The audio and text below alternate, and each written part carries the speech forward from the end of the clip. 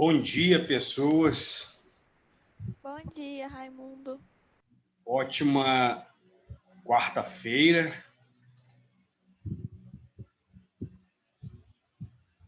Ainda estamos acordando, não é?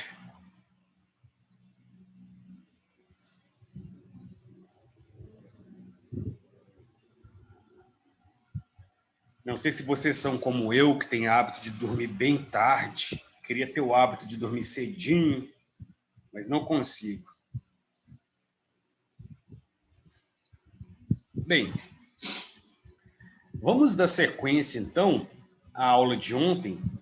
Conforme eu havia dito, nesta primeira semana, a coordenação nos orientou a passarmos atividades com o intuito de nos conhecermos, com o intuito de entrarmos de forma mais sutil nos conteúdos curriculares dos referidos anos letivos, né?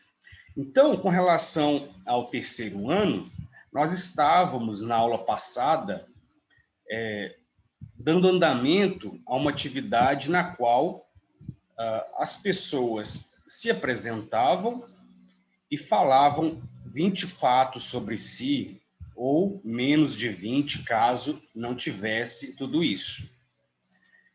Eu gostaria de saber se dessa atividade da aula passada há alguém que ainda queira falar e que não tenha tido oportunidade devido ao tempo.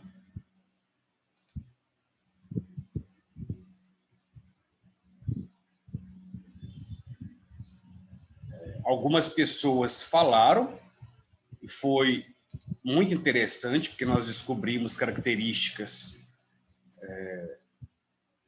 muitas vezes que passam despercebidas, né?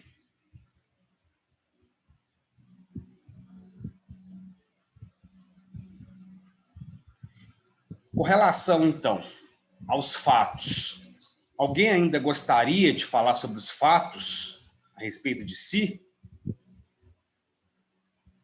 Clara, Gabriel, Gabriele, Mariana, Samuel, Yasmin.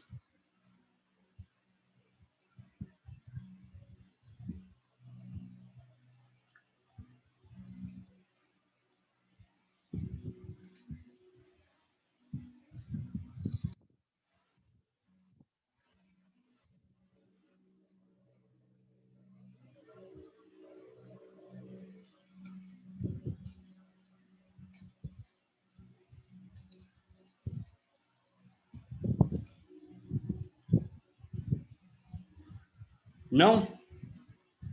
Bem, então vamos prosseguir. Eu quero saber agora como está o humor de vocês para este início de ano letivo. Como está o estado de espírito? Você está muito vibrante no primeiro emoji, você está muito vibrante, você está muito triste, você está com raiva, você está entediado, você está esperançoso, você está muito ansioso para estudar, você está muito entretido com as redes sociais, principalmente agora com BBB e outras coisas mais, ou você está muito apaixonada pelos estudos? Como está o humor de vocês? A Yasmin está esperançosa. Quem mais?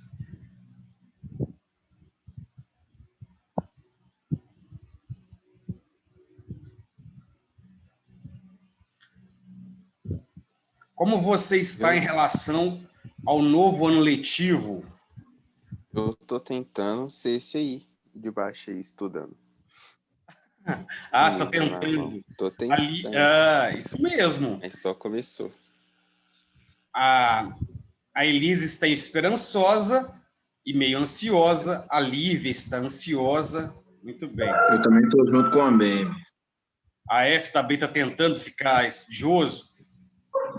Esse ano eu acho que vai. Esse ano eu acho que vai. É. A Clarice está esperançosa. Aham. Muito bem. A Clara está vibrante, querendo estudar e distraída para equilibrar. Você tocou num ponto muito importante.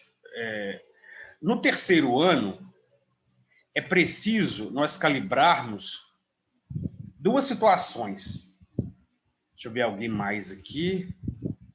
A Gabriele está ansiosa e esperançosa. Então, pelo que eu estou percebendo, os principais nerds da sala são o Samuel e o Ambembe, né? Estão muito intelectualizados, né? E com o intuito de se aprofundar, mergulhar de cabeça nos livros, né? Bem, sobre o terceiro ano, é preciso levar em consideração dois aspectos. Geralmente, é um ano de extrema ansiedade. E conversando com as turmas ontem, eu percebi que há muitos alunos com ansiedades e outros problemas emocionais. E isso se acentua muito no terceiro ano, principalmente por conta da pressão psicológica que tanto a escola, quanto a família, quanto os amigos e quanto vocês próprios colocam sobre seus ombros em relação ao vestibular, ao Enem. A entrada na universidade é uma pressão muito grande para o aluno de terceiro ano. Soma-se a isso o fato de estar saindo da escola, porque a escola é a nossa segunda casa, né? É onde, em tempos sem pandemia, nós passamos metade do nosso tempo. E os nossos vínculos de amizade, de afeto, de romance, ocorrem na escola. Muitas vezes, a criança e o adolescente têm mais contato com professores e colegas do que com a própria família. E em outras situações também, o jovem tem mais facilidade de se abrir, de conversar com colegas, às vezes com professores, do que também em casa. Porque na escola, geralmente, você se sente mais à vontade, porque você está entre pessoas da sua faixa etária e que têm interesses, histórias parecidas, né? Então, a escola é um lugar mágico onde tudo isso acontece. E sair da escola no terceiro ano significa assumir uma responsabilidade já de adulto. Então, entramos em uma terceira característica, que é você se defrontar agora com aquilo que foi tão sonhado, que é chegar à idade adulta. E não é fácil chegar à idade adulta. A gente fica ansioso para ficar adulto, mas depois que fica, você percebe o peso que tem. Não é uma emancipação simplesmente, é um processo complicado, porque você precisa agora pensar em carreira, você precisa pensar em trabalho, você precisa pensar em construir uma vida, porque você já pensa, né, em si próprio, não mais dependendo da sua família, dos seus pais. Então, é um caleidoscópio de situações que fazem com que o terceiro ano seja um ano de muita tensão e de muita pressão psicológica. Eu, particularmente, com as turmas de terceiro ano, faço trabalhos e atividades com esse aspecto psicológico, né? Porque eu tive casos já de alunos que desmaiavam ao fazer prova, que passavam mal ao fazer atividades avaliativas, etc. E não é bom que isso aconteça. Então, essas peculiaridades do terceiro ano fazem com que seja necessária a concatenação entre o interesse em estudar e também o aspecto da diversão, né? Mas é uma diversão com responsabilidade. O terceiro ano não é mais um momento de brincadeiras infantis, é um momento, sim, de brincadeiras no sentido de você ter um vínculo de afinidade que faz com que as emoções e as preocupações sejam divididas, mas não um vínculo de brincadeira pura e simplesmente. Até porque o terceiro ano tem algo de nostalgia, que você ainda não saiu da escola, mas você já sente saudade da escola antes mesmo de sair. Ah, mas eu vou para a faculdade. Não é a mesma coisa. Faculdade não é a mesma coisa que escola. Claro que quando você vai para a faculdade, você primeiramente tem um choque enorme, porque tudo aquilo que você aprendeu na escola é como se não fosse tudo diferente, é como se tivesse ensinado a você que o bebê vem da cegonha e você na faculdade descobre a verdade, né? Então, existe esse choque com relação ao conhecimento, né, que é muito diferente, muito mais aprofundado. Além disso, na faculdade, as pessoas são mais individualistas, no sentido de estarem preocupadas já com a sua carreira. Então, claro, você faz amizade, mas não é a mesma coisa que na escola. Você faz uma ou outra amizade, mas são amizades também mais sérias, os assuntos são sérios também. Me lembro do meu primeiro dia na faculdade, eu cheguei conversando, achando que estava na escola, de repente vários alunos olharam para mim e fizeram shh. Aquilo me causou assim, um espanto, né? Eu fui censurado, fui cancelado, na época não se usava essa palavra, pelos próprios colegas, não é o professor que chamou atenção. Então a turma fica muda, prestando atenção. Bem, por isso mesmo é importante que nós tenhamos esperança, que nós tenhamos vontade, e quem está entediado ou desanimado, que se anime realmente neste terceiro ano. Bem, eu quero saber agora quais temas, quais assuntos vocês gostariam de estudar no terceiro ano. Eu sou um professor bastante democrático.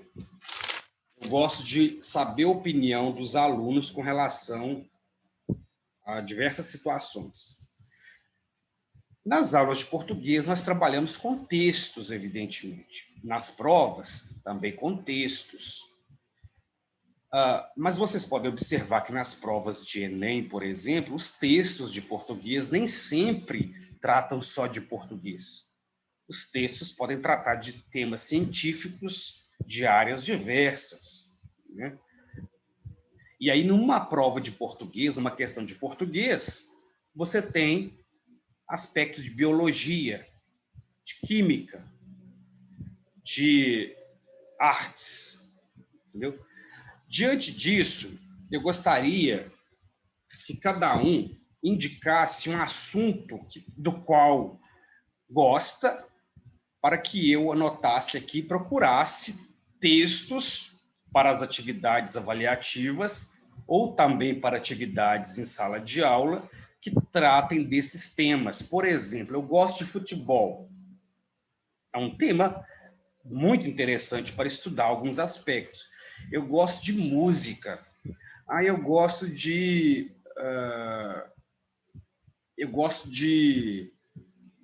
jardinagem. Eu gosto de desenhar, de desenho. Eu gosto de ficção científica. Eu gosto de reality shows, né? Enfim. Então, por gentileza, vão me falando os assuntos que vocês gostariam de estudar ou de ler sobre, para que você tenha até um prazer a mais ao fazer uma atividade, porque você poderá, numa aula de português, aprender um pouco sobre física, sobre sociologia, etc. Pode ser qualquer tema, professor. Sim, Gabriel. Então eu gosto de série. Série. É. Ô, Gabriel, série é um assunto muito... foi muito falado ontem pelos alunos, série. Mas algum tipo de série, alguma série te agradou, te agrada? Você pode indicar alguma série ou algum? Eu posso falar algumas, né? Que eu tava vendo. Teve um tempo atrás aí que eu acabei uma que chama Fate, a Saga Winx. É muito boa. Fake? Fate, F-A-T-E. Aham. Você quer que eu fale mais? Pode falar. Tá, deixa eu ver. É que eu não lembro todas que eu vi. Lupin. Hã? Lupin. Olha, essa aqui foi falada muito ontem. Parece ser muito boa, né? Umas 4 pessoas mencionaram essa série, né? Aham. É Sério. boa, sim. Isso. Então, o universo das séries te agrada. Muito bem. É um assunto... E, aliás, é um assunto muito importante, inclusive, para a redação. Por exemplo, você pode utilizar como repertório numa redação uma série. Eu, por exemplo, numa redação sobre suicídio, uma aluna deu como exemplo aquela série 13 Reasons Why, 13 razões para, né? Que é uma série que trata do suicídio.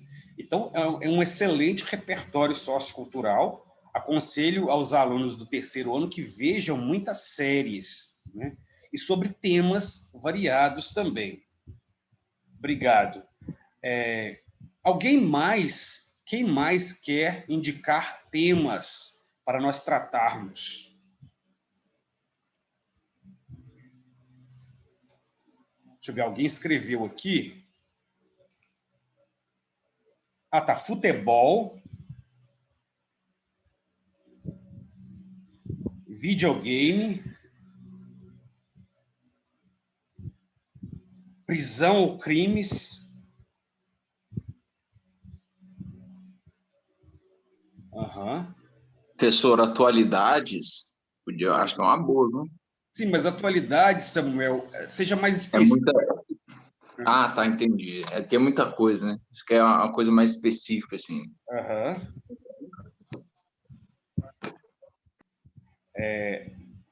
Isso, Samuel, pense em algo específico. A Elisa sugeriu livros clássicos.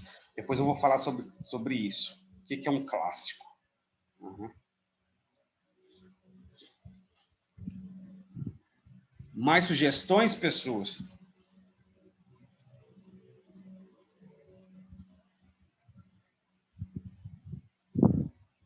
Músicas. Que tipo de música você gosta, Gabriele?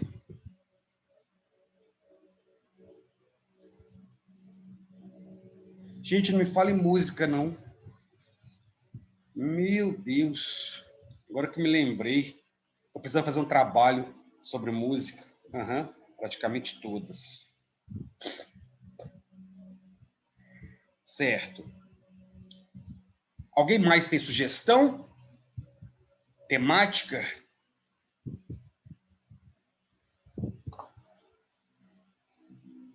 Tecnologias? Uhum. Os interesses de vocês estão bem atualizados.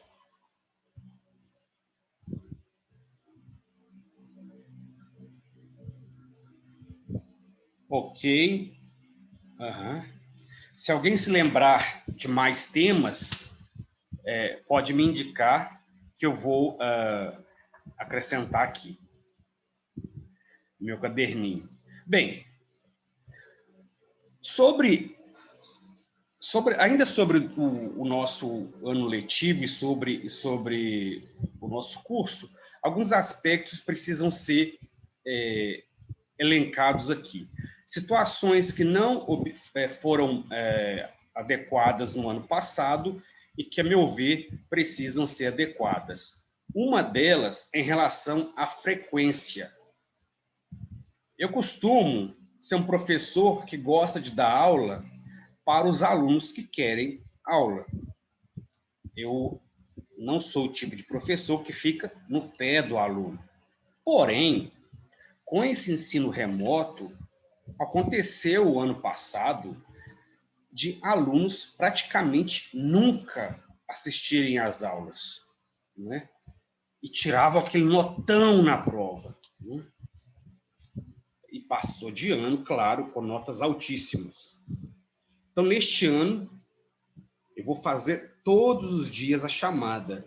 Não vou esquecer nenhum dia. Nesta primeira semana, eu estou deixando mais à solta, porque é uma semana de interação, de você conhecer os professores, né, seus, os coleguinhas de sala, etc. Né? Mas, então, vou ficar mais atento com relação à frequência. Também vou valorizar muito a participação. Gente, vocês não têm noção do quanto agonizante é dar aula para uma tela de computador, né? Principalmente quando você dá uma aula de 1h30 e você não sabe se os alunos estão assistindo, se eles estão fazendo outra coisa, porque você não tem um feedback. É como, literalmente, você estar falando às paredes, né? Então, a participação do aluno é muito importante, não só para o professor, para haver um diálogo, como também para o próprio aluno se sentir pertencente a uma sala de aula. Porque se você está deitado no sofá, com a perna para cima, e aí, não tem nada para fazer, vou ali na aula. Aí entra na aula e deixa lá o professor falando sozinho, fica lá no celular, ou então vendo o programa da Xuxa, não sei o que passa de manhã, alguma coisa na televisão, aí você próprio sabota o seu processo de ensino-aprendizagem, né? Então é muito importante a participação, é você se sentir pertencente a uma sala de aula. Outra situação também que não ocorreu de forma satisfatória e que eu até abri mão é em relação ao livro literário. Pouquíssimos alunos adquirem o livro, né? E isso inviabiliza muito o trabalho com as leituras paradidáticas. Tem sido até um assunto conversado com a coordenação para que talvez essas atividades tenham essa leitura e o trabalho com o livro tenham um peso maior para estimular o aluno a ler mais, né? Porque nós não trabalhamos com...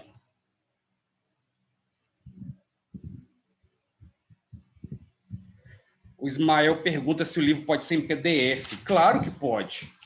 O que ocorre é que, muitas vezes, o livro sugerido não tem disponibilização em PDF.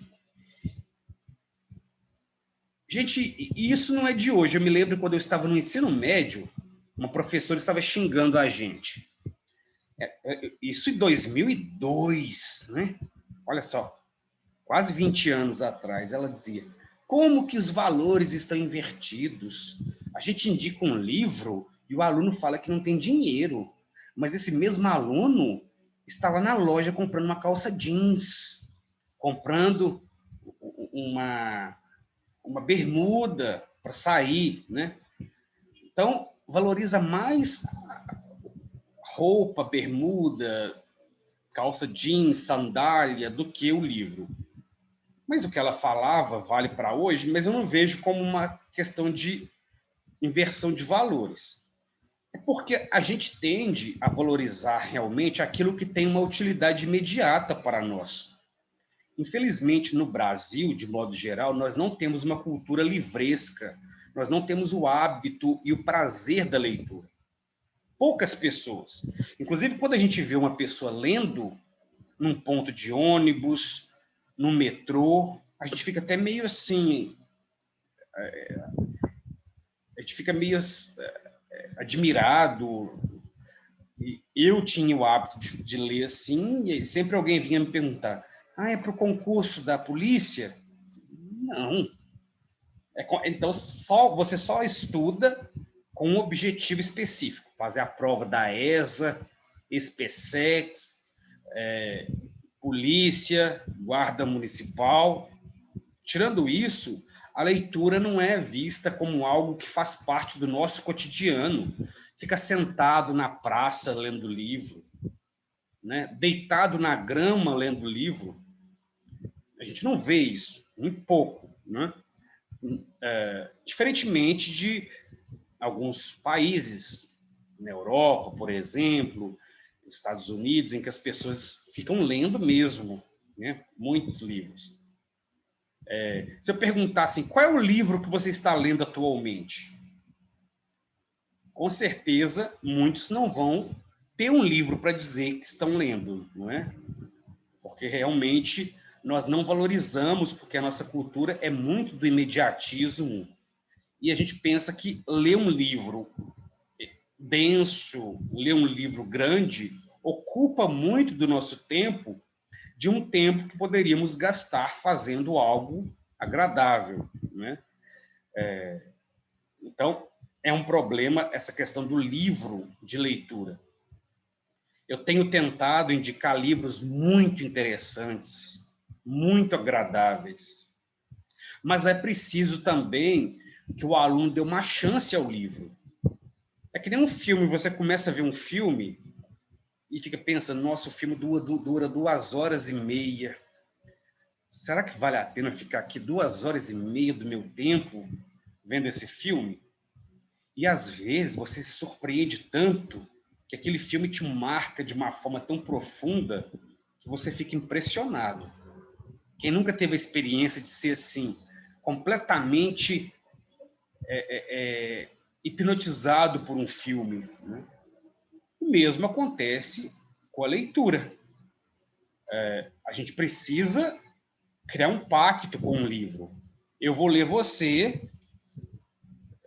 eu assumo esse compromisso, até metade, até 1/3 do livro.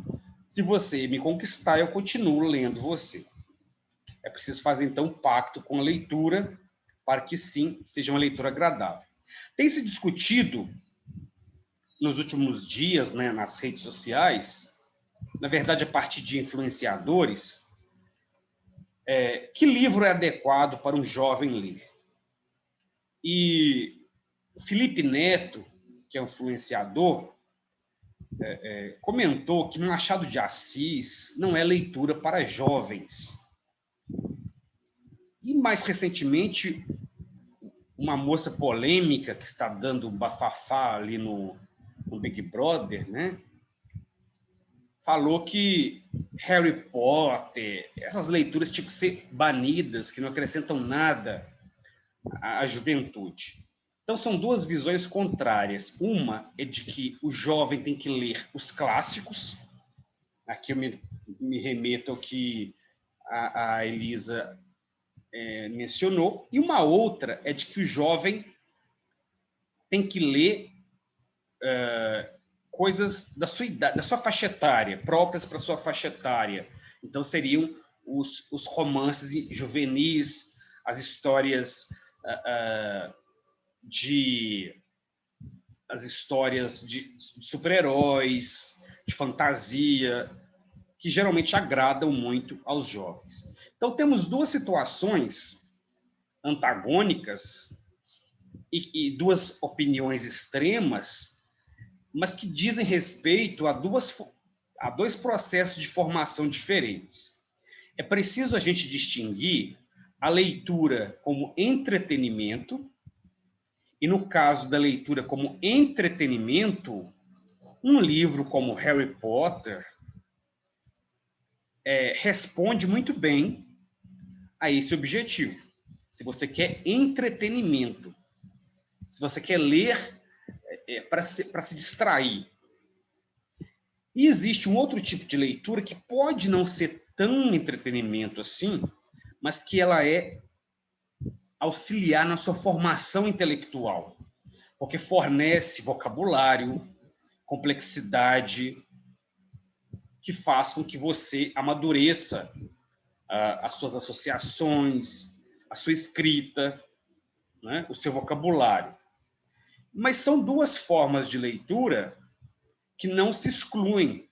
Você pode gostar de Harry Potter com um objetivo, que é o entretenimento, e pode gostar de Machado de Assis com o objetivo de se formar como um leitor de leituras clássicas. E aí entramos numa seguinte questão: o que é um clássico? O clássico é uma obra de arte, seja ela na literatura ou na música, que não morre. Então nós temos a música clássica, a música lá do barroco, do século XVI, XVII, XVIII, e que até hoje a gente conhece, né?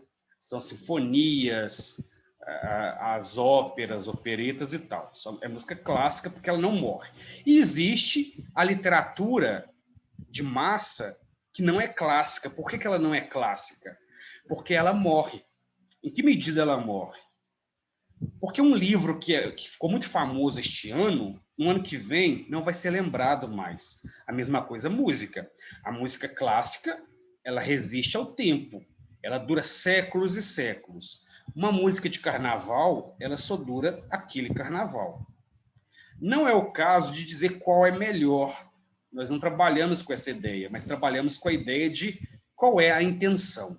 A intenção de uma música de carnaval é o quê? Fazer o povo dançar, né, rebolar, se divertir, beijar na boca, essas coisas que vocês, quando forem adultos, vão fazer. A música clássica, ela não tem esse objetivo imediato. O objetivo dela é circular ao longo do tempo de forma menos intensa, mas de forma mais extensa, de modo que gerações e gerações se lembram de algumas canções, né? E aí, algumas canções se tornam clássicas mesmo, porque quem não sabe cantar um trecho daquelas músicas, Fio de Cabelo, Evidências, não é? É o Amor, músicas como Nossos Pais, Chão de Giz. Então, são canções que se tornam clássicas. O mesmo vale para a literatura. Então, o que nós devemos fazer é o quê? Ler os clássicos e, ao mesmo tempo, nos interessarmos por outro tipo de leitura. O que a gente não pode fazer é ficar restrito somente à leitura de massa. Porque essa leitura, embora seja muito agradável de ler, ela não tem complexidade para que a gente aperfeiçoe muito o nosso vocabulário, a nossa visão de mundo. Tanto não tem muita complexidade que você, às vezes, lê em 2 dias, né? Um texto complexo, um clássico, a gente não lê em 2 dias. É uma leitura mais demorada, né? Porque precisa você ler uma página e aquela página que você lê te faz pensar, tentar entender, aí você vai para outra. Então, é uma leitura mais lenta. O que você deve fazer, então, é conjugar o interesse imediato do prazer da leitura com o interesse em se formar como um leitor profundo, porque a profundidade que uma leitura literária exige vai ajudar você em outras leituras. Então, são 2 aspectos que, na minha opinião, precisam ser melhorados. A questão da frequência e a questão da literatura, da leitura da obra literária. E um terceiro aspecto que eu mencionei é a participação. É muito importante a participação, que está ligada, evidentemente, à frequência também, né? Se o aluno é infrequente, se não frequenta a aula, é porque não vê importância naquela aula. Eu vou dizer a vocês que eu, até hoje, me arrependo de algumas aulas na época da escola que eu não prestei atenção. Porque eu pensei que nunca fosse usar aqueles conhecimentos.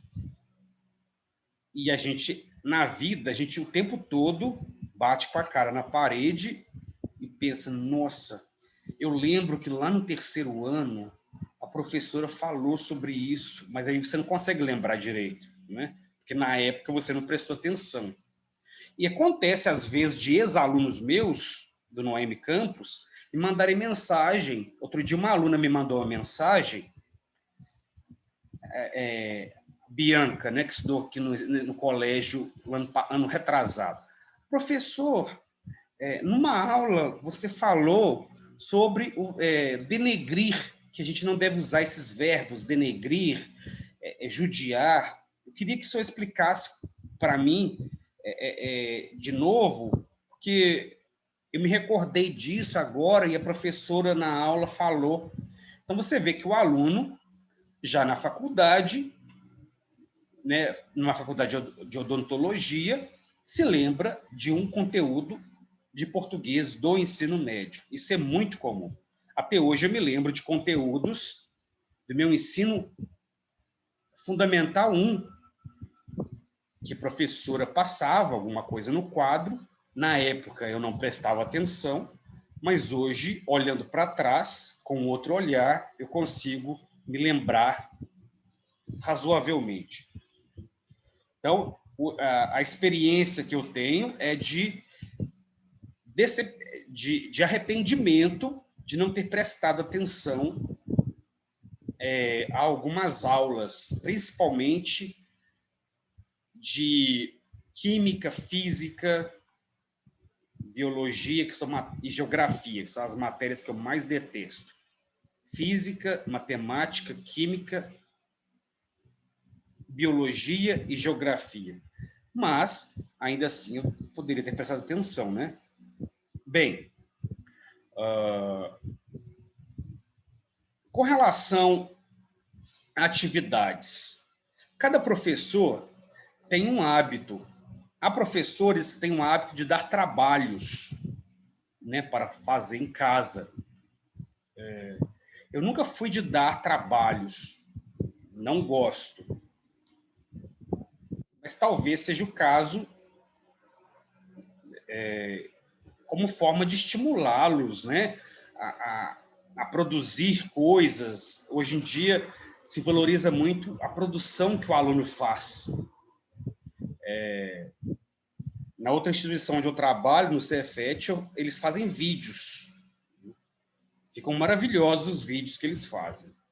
Não sei se é o caso de vocês também fazerem. Vocês gostam de atividades? Respondam para mim.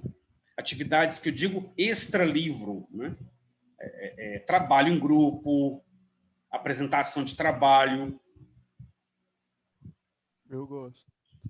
Tá, deixa eu ver aqui o que vocês estão respondendo. Não gosta? Alguém disse que não gosta. Podem escrever aqui para mim, para eu saber.